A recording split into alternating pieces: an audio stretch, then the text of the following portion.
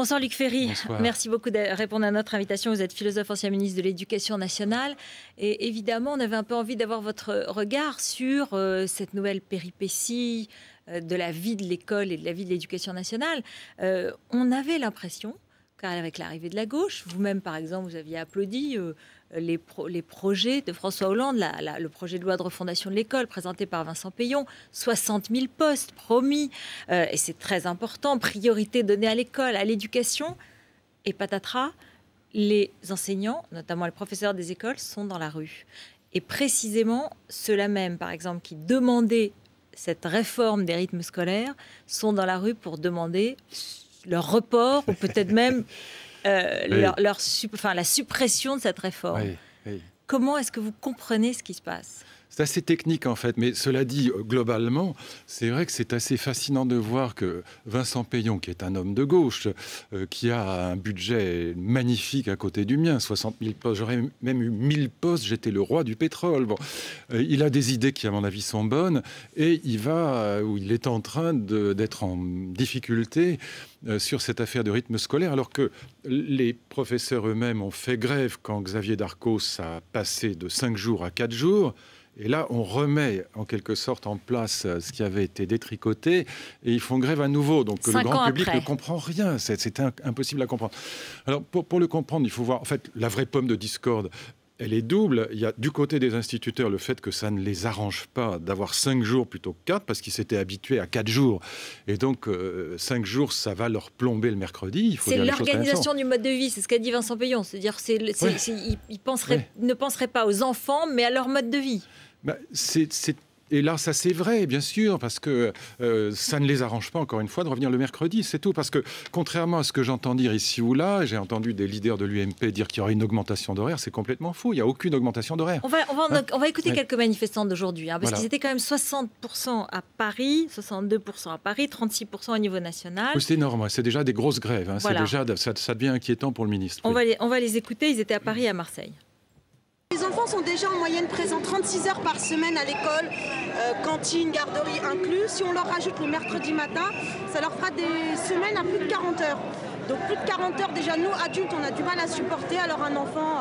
On n'est pas contre une réforme des rythmes, on est même demandeur d'une réforme des rythmes. Mais le projet qui a été présenté par Vincent Peillon, il manque d'ambition, il est incomplet, il n'est pas suffisamment travaillé. Donc ce qu'on demande là, c'est un report. On demande des avancées significatives sur le nombre d'élèves par classe, sur l'aide aux élèves en difficulté. Tout ça, on voit que dans cette réforme, il y a des choses positives, je ne suis pas aveugle. Mais en même temps, par rapport aux enjeux de société, c'est bien en deçà de ce qu'il faudrait, quoi. Non, c'est assez étonnant. Oui. Non, parce qu'il n'y a pas d'augmentation d'horaire de cours pour les enfants. Ça reste 24 heures de cours par semaine. Les professeurs ont toujours 27 heures, qui ne sont pas 27 heures de cours, puisque c'est 24 heures de cours, plus 3 heures, 1 heure de concertation et 2 heures de soutien, d'aide personnalisée. Ça ne change pas. Le seul changement, c'est la répartition sur 5 jours. Et comme le même nombre d'heures est réparti sur 5 jours, évidemment, Vincent Peillon est obligé de faire appel aux maires. Et c'est là qu'il y a un deuxième front qui s'ouvre pour compléter de 15h30 à 16h30. On a parlé de l'heure du déjeuner aussi qui serait rallongée à Paris. Et là-dessus, voilà. Les profs s'inquiétaient, à juste titre peut-être, de laisser les enfants dans la cour pendant 3 heures. C'est pas du tout le sujet, parce que pourquoi la grève est plus grande à Paris qu'ailleurs ? Est-ce que vous êtes posé la question? En fait, c'est pas du tout pour ça. C'est pour ça que je dis que c'est un sujet très technique. À Paris, il faut savoir que les professeurs de la ville de Paris, qui sont notamment des professeurs dans le domaine des arts plastiques, de la musique et des sports, les professeurs de la ville de Paris, et c'est spécifique à Paris, sont des professeurs donc, qui sont payés par la mairie de Paris, c'est pas les titulaires de l'éducation nationale. Ils allaient dans les écoles et ils faisaient les cours à la place de l'instituteur ou de l'institutrice. Ils faisaient les cours d'art plastique, de musique ou de sport. Et donc, pendant qu'ils faisaient cours, ces professeurs de la ville de Paris, les instituts étaient tranquilles. Ils pouvaient faire leur courrier ou aller prendre un café pour dire les choses comme elles sont. Et donc, là aussi, ça ne les arrange pas que ces professeurs de la ville de Paris soient désormais appelés à être mobilisés de 15h30 à 16h30, ce qui fait qu'ils ne leur rendront plus le service qu'ils leur rendaient avant. Voilà. Donc, en fait, il y a deux raisons qui sont tout à fait, pardon de le dire, corporatistes. C'est les instituteurs ne veulent pas revenir le mercredi parce qu'ils se sont habitués à avoir leur mercredi de libre. Et puis, en même temps, ils sont déçus à Paris. Et c'est pour ça que la grève est plus grande à Paris qu'ailleurs, parce que les professeurs de la ville de Paris ne leur rendront plus les mêmes services qu'avant. Puis de l'autre côté, il y a le front des maires. Bon, alors, qui est beaucoup plus légitime en revanche, parce que c'est vrai que c'est difficile pour eux à organiser. Puis surtout, il y a un vrai problème de fond. Si les maires se mettent à faire n'importe quoi, pardon, je parle normalement, je ne sais pas de mettre des parapluies partout, s'ils font de l'animation culturelle de bas niveau, ce sera très mauvais pour les élèves. Donc ils prennent à cœur leur nouveau job, si je puis dire, et il faut qu'ils mettent en face des élèves de 15h30 à 16h30 quelque chose qui tient la route. Et donc c'est tout à fait à leur honneur de dire... Ça existait il y a 5 ans quand même.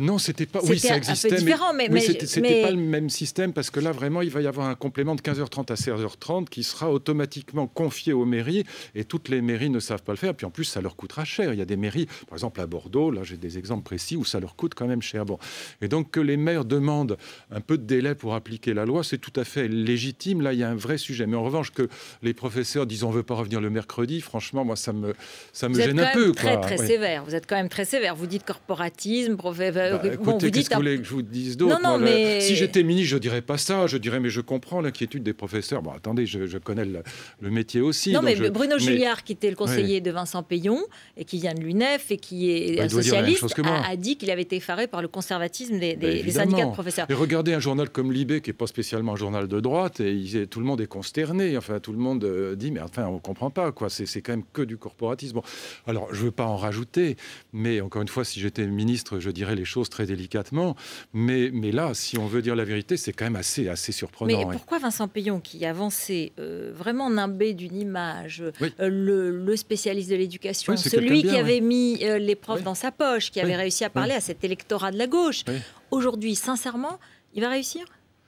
Écoutez, moi, je le lui souhaite profondément. Je pense qu'encore une fois, globalement, ses idées sont bonnes. Moi, mais politiquement, vous connaissez bien la situation. Vous savez bien ce qui se passe. Ça commence à être assez inquiétant parce que, encore une fois, il est pris en tenaille. Est-ce qu'il peut être lâché parce que... Écoutez, moi, ça, c'est pas... Enfin, moi, je suis pas dans le monde politique socialiste. C'est pas mon univers. Je ne sais pas quels sont ses rapports avec le Premier ministre, avec le Président de la République. Mais s'il a quelques ennemis, ils vont sortir du bois. Donc là, vraiment... Alors que son projet est bon, enfin globalement, il a raison sur sa sphère du rythme scolaire. Il n'y a pas un spécialiste des rythmes scolaires qui est en désaccord avec lui, pas un seul. Bon, et donc franchement, là on est un peu scotché par cette histoire. Donc, mais voyez, la difficulté pour lui, c'est encore une fois qu'il est pris en tenaille entre d'un côté la grève des instituteurs qui veulent pas revenir le mercredi, pour dire les choses simplement, puis de l'autre côté la grogne des maires. Et si les maires ne veulent pas, alors là, il n'y a rien à faire. Donc c'est là qu'il y a un vrai sujet et que probablement il va falloir continuer à dialoguer, à lâcher du lest, que sais-je encore, pour que les maires n'aient pas sa peau, pour dire simplement les choses comme elles sont. C'est de ça qu'il s'agit. C'est quand vous êtes avec des grèves de 35-40%, vous commencez à être très, très mal. Oui, c'est pour ça que politiquement, c'est dangereux, y compris pour le gouvernement. Bien sûr, et c'est vrai quand même, franchement, j'ai aucun plaisir à dire ça, mais voyez que dans ce ministère, quoi que vous fassiez, c'est un champ de râteau. Vous mettez le pied sur un râteau, quoi que vous fassiez. On ne peut rien faire, on ne peut pas réformer, on peut pas... C'est très difficile. Regardez, quand Vincent Payon est arrivé, il pensait régler le problème en une semaine. Dans un pays normal, cette question serait réglée en 10 jours. Et là, ça va peut-être mettre 2 ans, alors que c'est quand même un sujet epsilonesque, pour dire les choses franchement. C'est pas énorme comme sujet, à dire qu'au lieu de faire 24 heures de cours en 4 jours, on va les faire en 5 jours, parce que les enfants sont fatigués. Ce qui est vrai, franchement, tout le monde devrait être partant. Et d'autant que Vincent Payon a eu la lucidité et le bon sens de remettre ce jour le mercredi matin et pas le samedi, sauf exceptions qui seront des dérogations reconnues par le ministère. Donc franchement... Voilà, c'est difficile de s'opposer à ça. Le soutien clair de Luc Ferry donc à Vincent Payon et en même temps un certain scepticisme sur sa réussite vu les circonstances. Je voulais qu'on parle aussi de Benoît XVI, sa renonciation, parce que vous étiez au Vatican il y a 15 jours. Oui.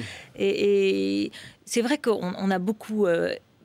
évoquer cette décision qui a un peu stupéfait, y compris dans le monde des catholiques, dans le monde de l'Église, et qui quand même est un peu une leçon pour les politiques, puisque c'est une leçon d'humilité et de modernité d'une certaine façon. Oui, bien sûr. Et en même temps, évidemment, c'est un peu une désacralisation de la fonction, parce que ce que Dieu a mis en place, il est évidemment difficile de le défaire pour un homme d'Église et en particulier pour le pape. Mais je crois que ça s'explique. C'est sa part d'humanité en réalité. Ça revient malgré tout à une désacralisation d'un point de vue strictement théologique, même si le droit canon permet cette renonciation, cette démission, malgré tout, c'est quand même un peu comme un divorce. Si vous voulez, une fois que vous êtes unis par l'Église, vous ne pouvez pas divorcer. Et de la même manière, c'est un peu un divorce. Mais je crois que ça s'explique parce que, pour aller à l'essentiel, tout le monde a reconnu que Benoît XVI était un très grand intellectuel et que ça n'était pas un politique. Et là où il a un vrai malheur dans ce pontificat, c'est que c'est un intellectuel passionnant. La première encyclique sur l'amour est magnifique, elle est passionnante. Je conseille vivement de la lire ou de la relire, mais il s'est heurté dès le début à des problèmes politiques qui étaient des problèmes politiques en plus assez misérables et assez détestables. D'abord, il y a son discours de Ratisbonne qui déclenche une catastrophe dans le monde arabe. Il y a islam et violence. Voilà, et qui est très mal perçu. Et il prononce ce discours comme un universitaire. C'est un mauvais politique, en l'occurrence. C'est un très mauvais politique. En plus, là, quand il prononce ce discours, il n'a pas de ministre des Affaires étrangères, il n'a pas de Premier ministre, il n'a pas de conseiller, donc il parle comme un universitaire qu'il est, comme un théologien qu'il est. Il s'adresse sans penser qu'il est le pape et qu'il parle aussi à des milliards de gens d'un coup. C'est quand même le seul être au monde qui s'adresse à des milliards de gens d'un seul coup. Même le président Obama n'a pas le peuple qui est celui auquel s'adresse le pape. Bon. Et puis après, il a tous ses soucis, le scandale de la pédophilie des prêtres, les affaires de la banque, le scandale des fuites. Et donc il se heurte à des questions politiques, alors que c'est pas du tout son sujet, c'est pas ça qui l'intéresse. À l'instant, sur le site du Parisien, on m'indique que l'information du Parisien est que le pape aurait été opéré du cœur en secret et que c'est ce qui expliquerait sa décision, c'est-à-dire encore une fois. Oui, c'est possible. Très grande fatigue physique et humanité. Il a 85 ans. Mais qu'est-ce que ça veut dire pour le reste, pour la suite de l'Église? Vous le disiez, c'est très intéressant. Un divorce, alors que c'est interdit théoriquement. Ça veut dire que ça change aussi, ça a des conséquences sur la théologie, ça a des conséquences sur les prochains modes de désignation, le prochain profil du pape. Et c'est vrai que d'un point de vue théologique, alors encore une fois, soyons clairs, c'est autorisé par le droit canon, donc il y a un canon 332 qui autorise le pape à... D'ailleurs, la formulation est amusante, à démissionner ou à renoncer s'il le fait librement et dans des conditions correctes. Il faut voir ce que ça veut dire correct. C'est parce qu'il y a eu un pape en 1045 qui avait été acheté pour démissionner. C'était pas correct, ça fait allusion à cet épisode.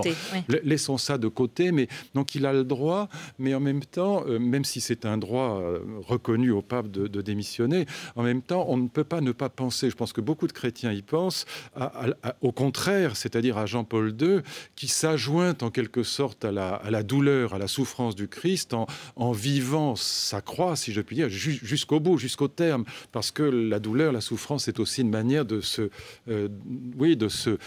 rapprocher du Christ, enfin de le comprendre à fond. Et donc il y a là évidemment une grande différence de perspective. Merci beaucoup Luc Ferry pour toutes ces explications. Je rappelle que vous publiez régulièrement collection Sagesse d'hier et d'aujourd'hui, donc des livrets en collaboration avec Le Point et Le Figaro. Merci. Merci à vous. Et restez avec nous dans un instant avec Rachid Embarki. C'est le journal bien sûr. Et puis on fait les comptes avec Didier Migaud, le premier président de la Cour des comptes. Et il est sévère avec le gouvernement de gauche. À tout de suite.